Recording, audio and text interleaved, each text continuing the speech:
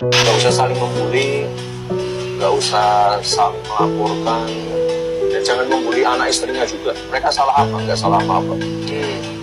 Ada yang bilang, oh Gibran lagi mencoba memanfaatkan momen untuk membuat dia kelihatan oke.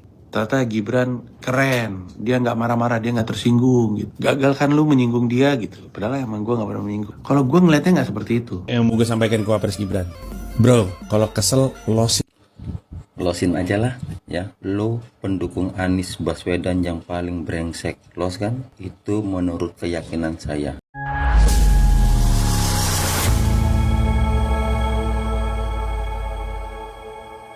Assalamualaikum warahmatullahi wabarakatuh, saudara-saudaraku sebangsa dan setanah air. Dimanapun kalian berada, semoga kalian selalu dalam kondisi sehat walafiat ya. Berjumpa lagi dengan saya di Gaspol Update. Kami bukanlah buzzer pihak manapun, kami hanya menyajikan keputusan ada di tangan Anda.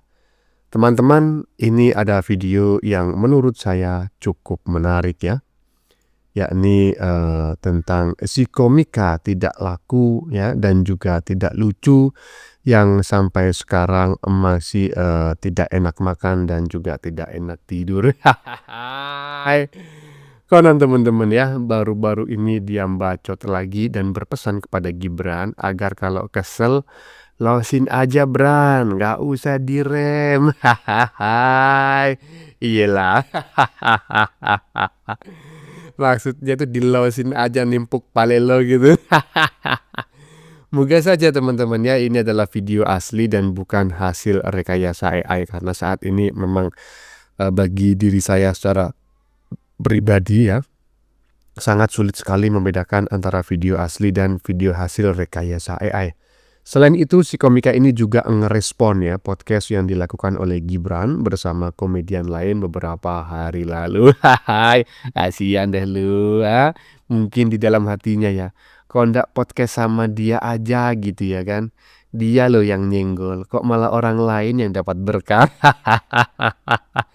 Nah, bagaimanakah videonya dan bagaimanakah respon netizen? Mari kita tonton bersama, kemudian mari kita komentari bersama di bagian akhir video. Ini dia. yang mau gue sampaikan ke Wapres Gibran, bro, kalau kesel losin aja lah ya. Lo pendukung Anies Baswedan yang paling brengsek, los kan? Itu menurut keyakinan saya. Sekali lagi, lo paling brengsek. Hahaha. Sek.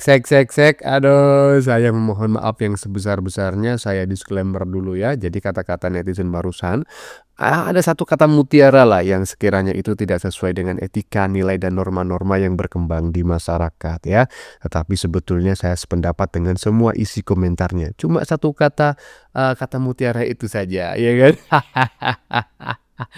Losin aja bro, nimpuk kepala lo, maksudnya dilosin aja. Aduh.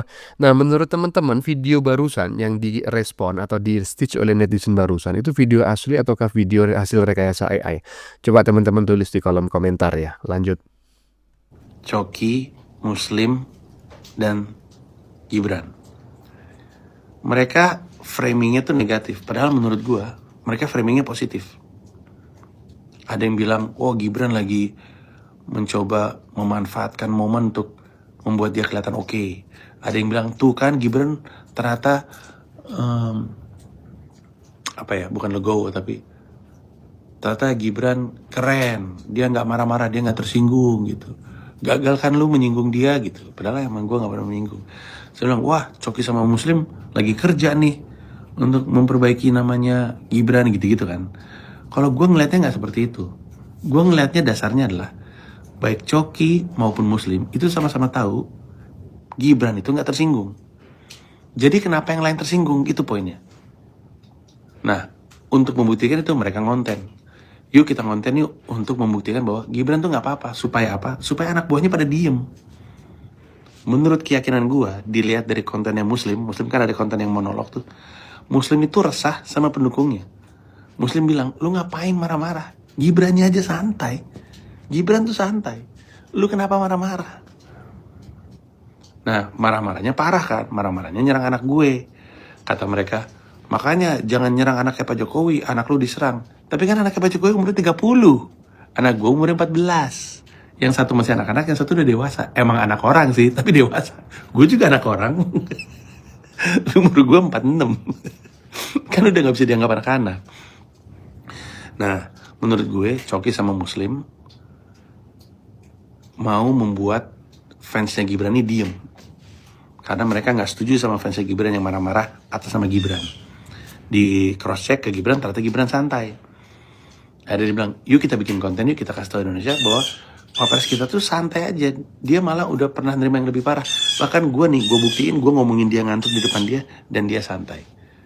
Jadi untuk semua yang mengaku mendukung Gibran, udah lu diem aja, menurut gue itu. Jadi positif. Bukan pengen ngerapihin Gibran, bukan Gibran pengen ngejatuhin gue, enggak.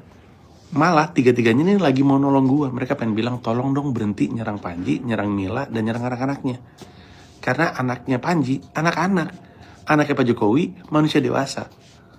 Menurut gue gitu. Jadi, Udahlah ya, dari bacotan lu selama hampir 3 menit ini ya, saya kok ngelihat lu ini seperti orang yang sedang dalam kondisi, mohon maaf ya, depresi ringan lah ya. Jadi sepertinya sedang ada tekanan batin, ya wajar aja. Karena bacotan lu yang kemarin-kemarin itu, yang dalam stand up yang gak lucu itu, lu kan dihujat tuh dari Sabang sampai Merauke, bukan hanya lu, anak lu dan juga istri lu juga ya, kena hujatan juga oleh netizen, ya kan? Nah, akhirnya lu ya agak-agak responsif begitu. Ada Gibran gini sedikit langsung komentar, ada Gibran gini sedikit langsung komentar. Termasuk ketika Gibran menggelar podcast dengan 2 orang yang disebutkan barusan. Ya ngapain sih lu komentarin? Kalau lu terlalu responsif seperti itu menunjukkan bahwa sebetulnya psikologi lu itu dalam kondisi tidak baik-baik saja. Saya paham kok ya, saya paham kenapa lu seperti itu. Lu sakit hati juga. Dalam hati lu pasti bilang gini, gua yang nyenggol, gua yang dicaci maki dari Sabang sampai Merauke, malah podcast sama orang lain. Malah orang lain yang dapat berkah. Lanjut. Ada yang milih pemimpin berdasarkan tampang. Banyak.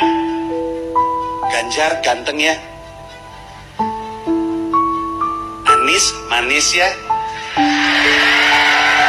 Prabowo gemoy ya. Atau wakil presidennya Gibran ngantuk ya. Salah nada, maaf. Gibran ngantuk ya, nah gitu nadanya, sorry maaf. Gak usah saling membuli, gak usah saling melaporkan, dan jangan membuli anak istrinya juga. Mereka salah apa? Gak salah apa-apa. Iya inilah ya, buah itu, kata pepatah kan, buah itu memang tidak pernah jauh dari pasar. Nah ini jadi Gibran sebagai wakil presiden Republik Indonesia saat ini kan notabene kan anaknya Pak Jokowi. Kita bisa lihatlah bagaimana sikap, sifat ya kan dan attitude-nya Pak Jokowi. Buah nggak akan jatuh jauh dari pasar. Buah nggak akan jauh dari pasar. Jadi cacian, makian, balasannya justru macam kayak gini gitu loh. Nggak usah lah pakai lapor-laporin, kemudian pakai ngerujak anaknya, ngerujak istrinya. Ya kalau istrinya sih menurut saya nggak masalah, karena istrinya juga ikut berkoar-koar.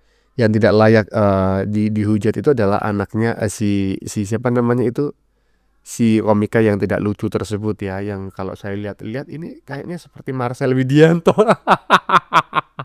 Bukan menghina loh ya, enggak. Bagaimana menurut kalian? Masih ada satu video lagi, coba kita tengok bareng-bareng ya. Ini dia. Kok bisa anjir, Gibran aja ngantuk nggak kayak gitu? Nah inilah komentar yang lahir di salah satu konten yang tidak ada kaitannya dengan politik. Karena komentar ini ditulis di kolom komentar ketika terjadi ya perbuatan yang mungkin tidak senonoh dilakukan oleh seorang pria yang diduga terjadi di dalam bus Transjakarta. Dan kemudian teman-teman, komentar tersebut lahir seperti itu. Kenapa bisa seperti itu? Itulah yang disebut influencer mempunyai pengaruh yang luar biasa.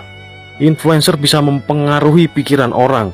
Dan kemudian body shaming itu saya sungguh sangat tidak setuju. Dan saat ini banyak orang yang menilai itu semua cuma lucu-lucuan, tidak berdampak besar. Lah itu buktinya seperti itu kan.